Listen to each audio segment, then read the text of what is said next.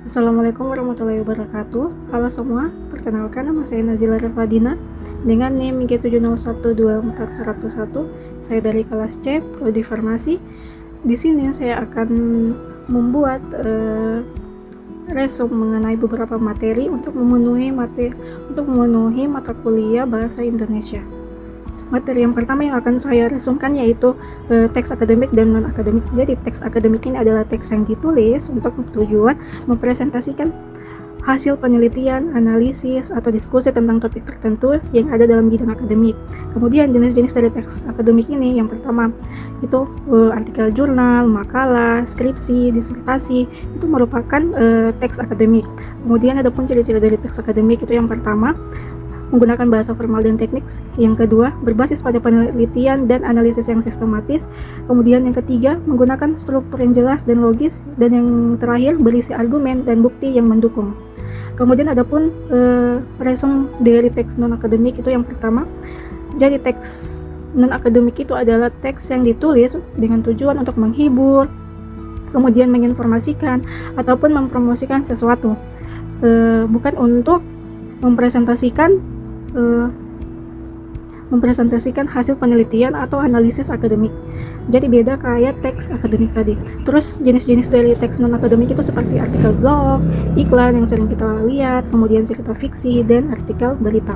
Kemudian materi tentang proposal penelitian dan proposal kegiatan. Jadi proposal penelitian itu adalah sebuah dokumen yang menjelaskan mengenai rencana penelitian yang akan dilakukan, termasuk tujuan, bagaimana metodenya, dan sumber daya yang akan dibutuhkan pada saat penelitian. Kemudian tujuan dari proposal penelitian ini untuk memperoleh persetujuan dan dukungan untuk melakukan penelitian. Kemudian yang ketiga, komponen dari proposal penelitian itu mencakup latar belakang, tujuan penelitian, rumusan masalah, hipotesis, metode penelitian, desain penelitian, sumber daya yang dibutuhkan, jadwal penelitian, dan anggaran yang diperlukan selama penelitian. Kemudian yang keempat, fungsi dari proposal penelitian ini sendiri itu sebagai panduan untuk peneliti, terus dokumen untuk memperoleh pendanaan, dan alat untuk memperoleh persetujuan etis. Kemudian proposal kegiatan. Jadi proposal kegiatan ini adalah sebuah dokumen yang menjelaskan tentang rencana kegiatan yang akan kita lakukan, termasuk tujuan, metode, terus sumber daya yang dibutuhkan berapa. Tujuan dari proposal kegiatan ini tentunya untuk memperoleh persetujuan dan dukungan untuk melakukan sebuah kegiatan. Kemudian komponen dari proposal kegiatan itu mencakup latar belakang, terus tujuan kegiatan, sasaran dan target kegiatan, kemudian bagaimana metode dan strategi kegiatan, bagaimana sumber daya yang akan dibutuhkan nantinya, kemudian jadwal kegiatannya, dan anggaran biaya yang dibutuhkan selama kegiatan. Kemudian materi yang ketiga itu teks kontaminasi kata dan kalimat. Jadi teks kontaminasi kata itu merupakan penggunaan kata-kata yang kita gunakan secara tidak tepat atau tidak sesuai dengan konteks dalam sebuah teks. Kemudian jenis-jenis kontaminasi kata ini itu mencakup yang pertama, kata-kata yang memiliki makna ganda, terus kata-kata yang memiliki konotatif negatif, terus kata-kata yang tidak sesuai dengan konteks, kemudian kata-kata yang berlebihan atau kurang tepat. Kemudian bagaimana dampak dari kontaminasi kata ini? Yaitu nantinya ia akan menyebabkan kesalahpahaman, kemudian kebingungan, atau bahkan terjadi perubahan makna yang signifikan.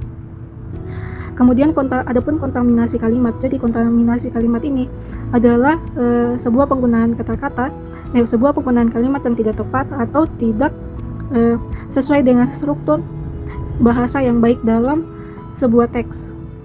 Kemudian materi terakhir itu bentuk sistematika dalam penulisan karya ilmiah. Jadi sistematika penulisan karya ilmiah itu adalah struktur penulisan yang sistematis dan logis untuk mempresentasikan hasil penelitian atau kajian ilmiah. Kemudian komponen dari penulisan karya ilmiah itu yang pertama pendahuluan, yang meliputi latar belakang, tujuan, dan rumusan masalah. Kemudian tinjauan pustaka yang berisi dasar teori dan penelitian sebelumnya. Kemudian yang ketiga itu metode penelitian. Kemudian yang keempat, hasil penelitian dengan menyajikan data dan analisis.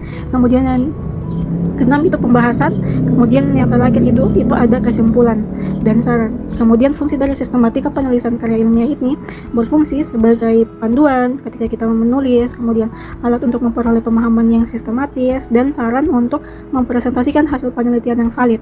Kemudian penulisan dapus pada penulisan karya ilmiah.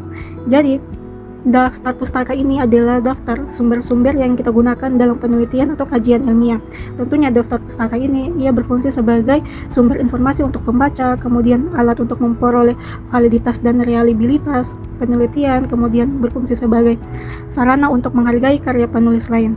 Kemudian format penulisan daftar pustaka ini dapat bergantung dan bervariasi pada gaya penulisan yang akan kita gunakan. Tapi pada umumnya kita di Indonesia itu menggunakan penulisan daftar pustaka American Psychological Association atau kita sebut apa. Baik, itu saja materi yang bisa saya resumkan. Terima kasih telah menonton. Saya akhiri, wabillahi taufiq wal hidayah. Wassalamualaikum warahmatullahi wabarakatuh.